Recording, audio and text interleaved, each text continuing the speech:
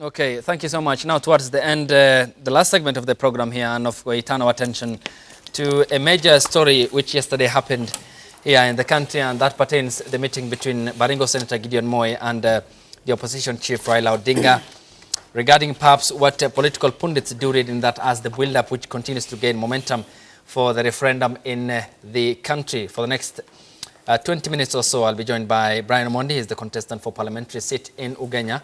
Good morning, Brian. Thank you so much for coming. Thank you very much. I appreciate your time. Thank you. And Laureen does join us as a commentator on affairs in the country. I do appreciate your time, gentleman and a lady. Now, starting with you, ladies first. Fair enough. And it's Maureen, not Laureen. Maureen, yeah. Fair enough. Okay. Now, looking at the major developments, we have had this debate about a change to the Constitution 9 years barely after we promulgated one of the most elaborative, eloquent, transparent, and the most admired constitution in the world. We seem to be having a problem with regards to rolling out of some aspects of it, and now we have turned our attention to changing the constitution. Is there a genuine political cause with regards to now the change the constitution movement that we're witnessing in the country at the moment? And for what cause or for what importance is it to the public out there? Because they're detrimental about the economic affairs in the country, fair enough. And you talk to them, they accuse the government of mishandling, mismanaging the economy, and there are other issues that the public does complain about. So is it a Kenyan affair or a political affair, looking by the developments in the country? Mm-hmm. All right. I think that's a rather interesting question. When it comes to constitution, what we are aware about is that, yes, it was promulgated in 2010. But what we know is that it's a living document. Mm-hmm. The Constitution is a living document. Therefore, in that case, what I would say is that if it needs to be amended in any way, I think it is open for amendment, at any time, at any given time. At the current moment, we know that we are borrowing at a very high rate in this country. We know that our economy is in basically the ICU as we speak. Okay. We don't have money for development. Okay, we know that we have spent at least, of the 1.6 trillion, we only have like about 500, billion, for development. And we know very well that we, one of the most important aspects of the new constitution is devolution. Okay. And you see, with devolution, we need them to be adequately prepared and adequately capacitated to implement projects at that level. So if all of our money is going to be going back to paying debts, then definitely we need to look at the constitution and see what needs to be amended there. Okay. To ensure that our economy is healthy. Mm-hmm. Yeah. Okay, Brian, to bring you in, there's something reputational at stake here when you look at the developments in the country. And we have a sluggish economy, we have underperforming economy. Corruption is mushrooming, scandals continue to mushroom every day, literally. And we have this avalanche sense of political responsibility that the president does need to tackle head on. But is the call for a referendum at the moment politically enough to address some of these issues that are of concern to the public, because they seem complaining about economic issues, joblessness, unemployment, sidelining of the youth? I mean, you look at the range of affairs, ballooning wage bill, the expenditure of the government, the high borrowing rate. We need to pay back Chinese, some of the European countries, and donor banks across the country. So in terms of gauging political, is it a referendum that will lead to address some of the issues that I've just mentioned, and how important is it going forward? Well, thank you very much. I want to agree with my sister Maureen that indeed, as a nation, we have reached a point where unless and until we come up with radical measures, then the country cannot move forward. As you're saying correctly, this year, Kenya is supposed to pay 600 billion in terms of the debt that we owe to the Chinese government. And so, among other issues, there are a myriad of challenges that need to be addressed. I want to merge with your question of the referendum. Mm-hmm. I want to believe that the referendum will play a role in changing the position of the country as we speak and as we move forward.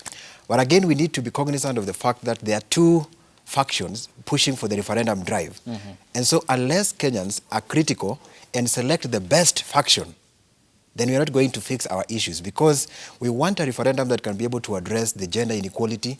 We want a referendum that can be able to address the devolution issues. We want a referendum that can be able to address the overrepresentation in this country. So unless and until leaders come together, and Kenyans must be part and parcel of this development, unless we have this conversation and address those specific issues in the referendum, then I can confirm here that we are not going to fix our issues as we move forward. Okay, Maureen, coming back to you on this end then, there are many issues. You look at the echo chamber of public views at the moment, and the Kenyans are complaining about issues that are of importance to them. You look at the recent statistics, and in Nairobi alone, and Nairobians in Nairobi County, in majority, many of them do go to bed without a meal a day. You look at the general poverty index in the country, almost a third of the country is below the poverty line according to the United Nations. And politically, we have seen all these developments not anchored on serving the public. Ever since 1991, we have had an open up democratic space, the upcoming of the political parties and players equally, but there has been less substantive to show for in terms of service delivery. We have seen looting of public money, but nothing to show for when it comes to healthcare, education, and issues that are of importance to Wambui, Mura, and of course Ochieng. However, how do we turn the attention now and adequately address these issues that are of concern to the taxpayers who see less of what they pay the government for? Yes, that's a very important question, Ayub. What I would say is that I think that this government is out of touch with the people, unfortunately, and that is my own view. I feel that there's very little interest in public participation and almost fear of public participation, which is one of the things that is anchored in our new constitution. One of the most important aspects of our constitution is public participation. So we have so many new developments coming up. The most recent one is the Huduma card. All right, we have the new Huduma card coming up, right? That is already a contentious issue as we speak. Why? Because we are not aware about why we need a new ID card. We know it will come with costs. We don't know who is going to pay for it. We know that MasterCard has a role to, on it, just based on taking a look at it itself. So we want to understand various issues. We want to know what is Kenya's positioning regarding cryptocurrency. What is our positioning regarding cryptocurrency? What does it mean if we have a Huduma card with MasterCard on it? You see, these are the participation issues that we need to be discussing as a country. And therefore, when we look at things like healthcare and the nurses' strike, for example, like I just mentioned before, and just like my colleague Mondi talked about, the lack of adequate financial, inadequate finances for development is one of the main reasons why we have the nurses' strike. We have nurses who are overworked, underpaid, and we also have hospitals that are under-equipped in this country. We have, meanwhile, ministers traveling abroad to get healthcare, where that healthcare could actually be brought here. Have you ever asked yourself why we don't have Indian hospitals in Kenya? Why do we have the Apollo Hospital in India not having a branch in Kenya? Kenyan patients. Why not? Why not? We have all the doctors here. They can also work together with Indian doctors, So there is so many questions to be answered. So if you look at various, if you look at basically all the sectors, that is what we're facing right now. And right now we have a situation with joblessness with the young people. Young people right now are jobless. They're educated. We Africans are very highly educated people. Many of them, their parents have sacrificed a lot for them. Yet they come out and graduate and they're not able to be employed. Why? Because they don't have the right skill sets. They don't have the right skill sets to be employed, okay?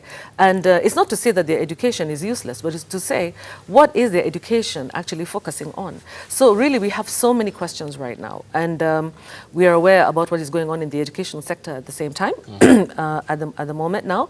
We have, we have a minister, a CES for education, who is calling on the, calling on the return of the HELB loan from the students. The ex-students who took the HELB loan.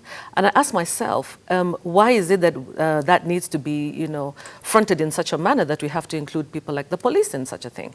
Don't we have institutions that can actually collect this, find a way to retrieve this, these monies from the students in a kind way? What is the burden? What is the burden on the students currently, the ex-students who graduated from university? How many people in their families are they supporting? Who the government should be supporting? How many bills are they paying for hospital that the government should be paying? When are they married? Do they have do they have wives? If they have wives, are they taking them to the hospital? Do they have access to free maternity care? So are they paying for maternity care? You know, so can they recover their loans through that way? Can they come back and... So there are so many questions, basically. Yeah, and the whole issue, again, is public participation. Okay. Public now, participation. coming to Brian,